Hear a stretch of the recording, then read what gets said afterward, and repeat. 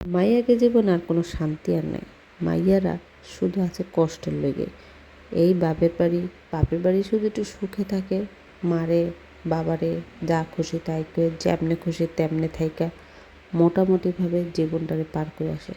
যখনই স্বামীর বাড়ি ঢোকে, বাবারে বাবা, খোদা রে খোদা, মনে হয় জীবনের শুরু হয় যুদ্ধ। হ্যালো বন্ধুগণ, আজকে আপনারা মোর একটা দুঃখের কাহিনী শুনেন।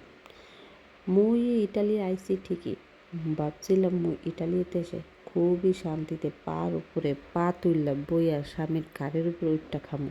কিন্তু হ্যাঁ রে, স্বামীর গাড়ির উপর উঠটা আমি খামো কি? স্বামী মোর গাড়ির উপর উঠটা খায়। স্বামীর গাড়ির উপর উঠটা খাওয়ানোর কথা কেন কইলাম? আপনারা তো মনে করেন ওদের টাকা পয়সা ইনকাম করলেই মনে হয় বউরা জামাইয়ের গাড়ির উপর উঠটা খায়। হ্যাঁ না, ইটালিতে আসার পরে মানে প্রবাসী যখন হয়েছি মুই, তখন থেকে স্বামী মোর গাড়ির উপরটা খায়। মানে মুই যদি রান্না না করি মোর স্বামীর পেটে বাচ্চা না, তো বুঝতেই পারতেছেন কী অবস্থা। আর যদি অসুস্থ হয়, এই যে দেখেন একখান স্যালাইন দেখাইলাম, এইটা কিন্তু পেট খারাপের স্যালাইন, আপনারা সকলেই জানেন। এই স্যালাইনটা মোর কদিন ধরে চলতেছে। পেট খারাপ ঠিক মোর হয় নাই, কিন্তু মোর জানি কেমন কেমন লাগে। যাই হোক, আজকে হচ্ছে মুই মিশনে নামছি চুলা পরিষ্কার করার, কারণ আমার চুলা চিপ চিপ হয়ে রয়েছে।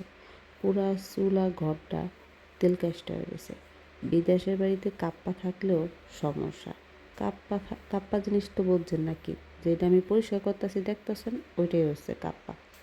এইটা এইটা ঠিকই আছে, কিন্তু এটা আমি আর জ্বলাইতে পারি না, কারণ মোট জামার বিল ওঠে।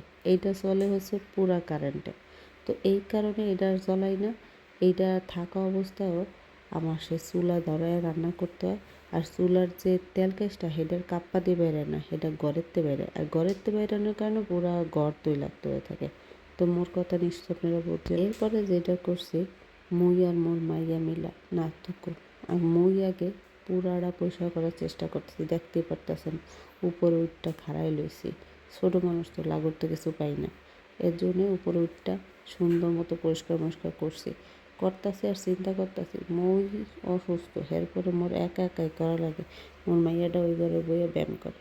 হেডারে ডাক দিছি, ডাক দিয়ে না হেডারে দিয়ে পরিষ্কার করাইছি। যখন পরিষ্কার করি তখন হ্যাঁ কথা শুনলে আপনারও টাসকি খেয়ে যাবে। হ্যাঁ, মোডে কোনো কাম তো করতেই চায় না। সারাদিন বইয়ে বইয়ে হে শুধু শর্ট ভিডিও দেখবে। কী যে একখান শর্ট ভিডিও আইলো, কই আর শেষ করা যায় না। যাই হোক, মোর রাতে যেদিন মেহেদি দিমু, বুঝছেন, তখন মনে হয় যে মোর কামও বেড়ে যায়। ঘষাঘষি মাজাবাজি চলতেই থাকে, পানি ধরতেই থাকি, সাবান দিয়ে পরিষ্কার করতেই থাকি, আর ওই একে থাকে জায়গা। যাই হোক, কাম কাজ শেষে ভাত খাইছি লাউ ভাজি দিয়ে।